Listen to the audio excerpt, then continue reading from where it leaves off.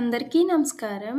Welcome to Siriraj food. నేను మీ సిరి. ఈరోజు మన వీడియోలో సరికొత్తగా తక్కువ టైంలో అయ్యేలా మంచి స్వీట్ అయితే తయారు చేద్దాం. టేస్ట్ కూడా చాలా అంటే చాలా బావుంటుంది. ఈ వీడియో మీకు నచ్చితే తప్పకుండా like, share and subscribe friends.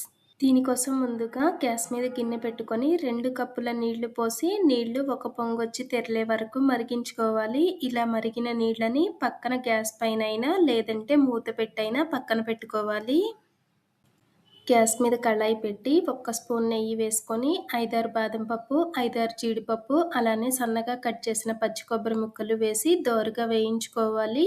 పప్పులనేవి ఈ మాత్రం వేగితే సరిపోతాయి. వీటిని పక్కకి తీసి అదే నేతిలో 1 కప్పు సూజీ రవ్వ, ఉప్మా రవ్వ ఉంటుంది కదా, 1 కప్పు ఉప్మా రవ్వను వేసి రవ్వని కూడా దోరగా వేయించుకోవాలి. రవ్వ అనేది ఈ మాత్రం వేగిన తర్వాత సన్న రవ్వ, కేసరి రవ్వ దొరుకుతుంది కదా, గోధుమ రవ్వ, ఆ రవ్వ అరకప్పు వేసుకొని ఈ రవ్వ కూడా దోరగా వేగే వరకు వేయించుకోవాలి. కేసరి గోధుమ రవ్వ దొరకలేదు అనుకుంటే లావు గోధుమ రవ్వనే ఒక్కసారి మిక్సీ పట్టామంటే సన్నగా అవుతుంది.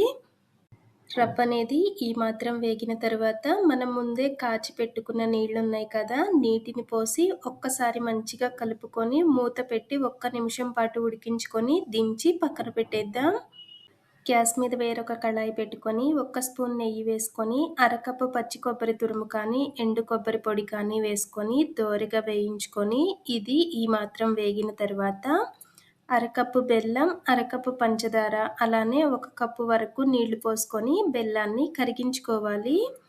బెల్లం అనేది కరిగితే సరిపోతుంది. పాకమేమీ రావాల్సిన అవసరం లేదు. ఇలా కరిగిన తర్వాత మనం ఉడికించి పెట్టుకున్న రవ్వను వేసి ఉండలు కట్టకుండా మంచిగా కలుపుకోవాలి. మనం కలుపుతూ ఉన్నామంటే చక్కగా దగ్గరికి వచ్చేస్తుంది. ఇలా దగ్గర పడిన తర్వాత 1 నిమిషం పాటు కలుపుకొని కావాలి అనుకుంటే 1 స్పూన్ నెయ్యి వేసుకొని నెయ్యి కరిగిన తర్వాత మనం ముందు వేయించి పెట్టుకున్న పప్పులను కలిపి చక్కగా స్వీట్ని ఒక గిన్నెలో సర్వ్ చేసుకోవడమే. ఈ స్వీట్ టేస్ట్ అయితే చాలా అంటే చాలా బాగుంది. ఒక్కసారి ట్రై చేసి చూడండి. ఈ వీడియో మీకు నచ్చితే తప్పకుండా లైక్ చేయండి, షేర్ చేయండి, సబ్స్క్రైబ్ చేయండి. రేపు ఇంకో సరికొత్త రెసిపీతో మళ్ళీ కలుసుకుందాం. By bye friends.